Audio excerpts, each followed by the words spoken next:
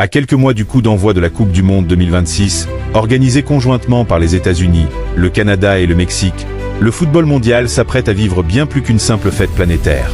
Ce mondial à 48 équipes, déjà historique par son format élargi et son envergure géographique inédite, pourrait devenir le théâtre d'une véritable révolution réglementaire. Car derrière l'excitation populaire et les promesses d'un spectacle XXL, une volonté ferme anime les instances, à savoir rendre le jeu plus fluide, plus juste et plus crédible. Depuis plusieurs saisons, le constat est implacable.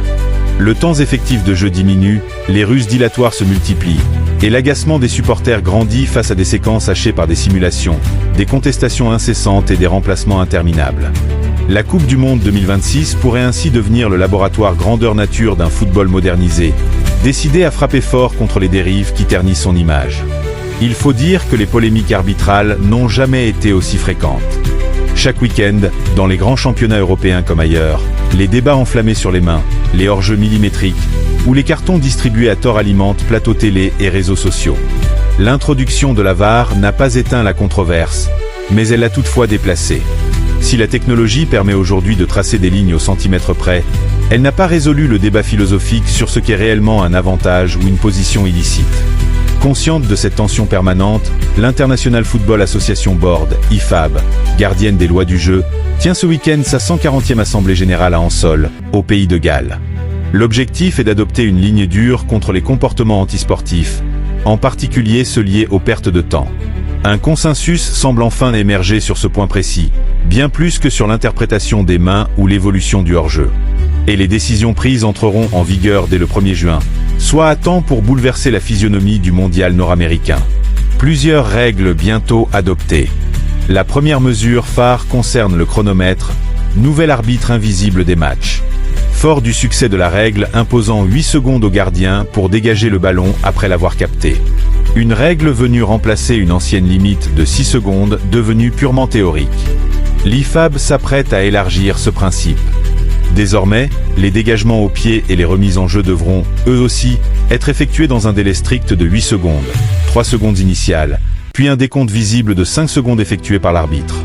En cas de dépassement, la sanction sera immédiate et lourde avec l'attribution d'un corner à l'adversaire pour un dégagement tardif ou une remise en jeu inversée. Fini les gardiens qui déplacent le ballon à répétition, frappent le poteau avec leurs crampons ou temporisent ostensiblement pour casser le rythme. Fini aussi les touches traînant en longueur pour casser la dynamique adverse. Dans un tournoi aussi intense qu'une Coupe du Monde, ces détails pourraient peser lourd dans la balance et transformer la gestion des fins de match. Mais la révolution ne s'arrête pas là avec une autre cible prioritaire qui concerne les blessures opportunes. Après une phase test lors de la Coupe arabe 2025, la règle devrait être confirmée. Tout joueur nécessitant plus de 8 secondes de soins devra quitter le terrain pendant 60 secondes, laissant son équipe temporairement en infériorité numérique. Une exception est prévue si la faute commise par l'adversaire entraîne un carton jaune ou rouge, afin d'éviter de pénaliser une victime réelle. L'idée est de dissuader les simulations et les crampes soudaines qui surgissent opportunément lorsque l'équipe mène au score. Seul bémol, impossible d'appliquer cette exclusion temporaire aux gardiens de but, ce qui pourrait ouvrir la porte à de nouvelles stratégies inattendues. Dans le même esprit, les remplacements seront limités à 10 secondes à partir de l'affichage du numéro par le 4e arbitre. Au-delà, l'équipe évoluera à 10 jusqu'au prochain arrêt de jeu. Enfin, la VAR verra son champ d'action élargi puisqu'elle pourra désormais intervenir sur des corners mal accordés menant à un but, comme le défend de longue date Pierluigi Collina, et corriger un second carton jaune injustifié, sans pour autant réexaminer chaque première faute. Quant au hors-jeu, le débat reste ouvert, notamment autour de la proposition légère d'Arsène Wenger visant à ne sanctionner qu'un dépassement complet du corps du défenseur. Autant de chantiers qui dessinent les contours d'un football plus strict, plus rapide et peut-être plus spectaculaire dès l'été 2026. Ce week-end, au pays de Galles, l'International Football Association Board pourrait faire basculer l'avenir du football avec des décisions majeures attendues qui entreront en vigueur dès la Coupe du Monde et promettent de transformer durablement le jeu. Deuxième bombe. Adieu les crampes de cinéma. Après une phase test réussie lors de la Coupe arabe 2025, la règle est confirmée. Tout joueur qui nécessite plus de 8 secondes de soins sur le terrain devra sortir pendant 60 secondes. Son équipe jouera à 10 pendant une minute entière.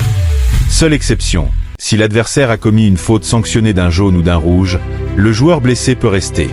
Logique, on ne punit pas la victime. Mais attention, Cette règle ne s'applique pas aux gardiens de but. Oui, vous avez bien lu. Le gardien peut se faire soigner 2 minutes sans sortir. Ça ouvre déjà la porte à des stratégies folles. Certains entraîneurs vont peut-être demander à leur gardien de simuler pour gagner du temps. Mais attention, l'arbitre n'est pas bête, il va surveiller. Vous imaginez la scène ? 90e minute, équipe qui mène 1-0, un joueur adverse se blesse. Il sort, l'équipe joue à 10 pendant 1 minute. Le momentum change complètement. Plus de ces simulateurs qui tombent comme des mouches dès qu'ils mènent au score. Les supporters vont adorer. 3e changement, les remplacements vont devenir ultra rapides. Dès que le 4e arbitre affiche le numéro du joueur sortant, l'équipe a exactement 10 secondes pour faire entrer le remplaçant. Au-delà de 10 secondes, l'équipe joue à 10 jusqu'au prochain arrêt de jeu. Fini les remplacements qui durent 45 secondes avec des accolades interminables et des discussions tactiques. Les coachs vont devoir être précis, les joueurs prêts à entrer en 5 secondes. Ça va accélérer le jeu encore plus. Et dans la chaleur du Qatar, des stades nord-américains en juin-juillet, ça va être crucial. 4e révolution, la VAR va enfin avoir plus de pouvoir, mais ciblé. Elle pourra désormais intervenir sur 2 situations très précises. Un corner mal accordé qui mène directement à un but. C'était une demande de Pierluigi Collina depuis des années. Pointe un second carton jaune injustifié, sans pour autant rouvrir le dossier de la première faute. Ça veut dire que si un arbitre se trompe sur un corner et que le ballon finit au fond des filets, la VAR pourra annuler le but. Idem pour un 2e jaune donné par erreur. C'est énorme. On réduit les erreurs flagrantes sans pour autant transformer chaque match en tribunal VAR de 15 minutes. L'équilibre parfait. Et enfin, le hors-jeu. Le sujet le plus sensible. Le débat n'est pas encore tranché, mais la proposition d'Arsène Wenger est toujours sur la table. Ne sanctionner que le joueur qui dépasse complètement le corps du dernier défenseur, pas juste le pied ou le genou. Beaucoup de monde y est favorable. Ça simplifierait énormément les choses et réduirait les hors-jeux millimétriques qui frustrent tout le monde. On croise les doigts pour que ça passe aussi. Alors, globalement, qu'est-ce que ça change pour la Coupe du Monde 2026 ? On va enfin avoir un football plus rapide, plus intense, plus spectaculaire. Les équipes qui savent gérer le rythme et qui ont un bon collectif vont être récompensées. Les équipes qui jouent la montre et qui simulent vont souffrir. Imaginez les 8e de finale. Plus de matchs à 48 minutes de temps effectif. On va se rapprocher des 60 à 65 minutes réelles. Les supporters vont vivre des matchs comme jamais. Les arbitres vont être moins critiqués parce que les règles seront plus claires et plus automatiques. La VAR sera plus précise sur les points clés. Et les joueurs, ils vont devoir s'adapter très vite. Les simulateurs professionnels vont devoir trouver un autre métier. Petit bémol quand même, l'exception pour les gardiens sur les soins pourrait créer des situations cocasses. On va sûrement voir des crampes de gardiens très opportunes. Mais l'IFAB surveille déjà ça. Globalement, c'est la plus grosse réforme depuis l'introduction de la VAR en 2018. Et elle arrive pile pour le plus grand mondial de l'histoire. Voilà, la team. Ce week-end, au Pays de Galles, l'IFAB va voter ses règles et le football mondial ne sera plus jamais le même. La Coupe du Monde 2026 ne sera pas seulement plus grande. Elle sera plus belle, plus juste et plus rapide. Dites-moi en commentaire, quelle règle vous excite le plus ? Le chronomètre sur les touches ? La punition pour les simulateurs ? Ou la VAR sur les corners ? Dites-le moi tout de suite, je lis tous les commentaires. Si cette vidéo vous a plu, smash le like, on vise les 10 000 likes en 24 heures. Abonnez-vous à ActuBallon et activez la cloche pour ne rien rater des prochaines bombes. Prochaine vidéo, les 5 joueurs qui vont le plus souffrir de ces nouvelles règles, ça va être chaud. Merci d'avoir regardé jusqu'au bout, vous êtes les meilleurs. On se retrouve très vite pour encore plus de foot. C'était ActuBallon, et on se dit à très vite.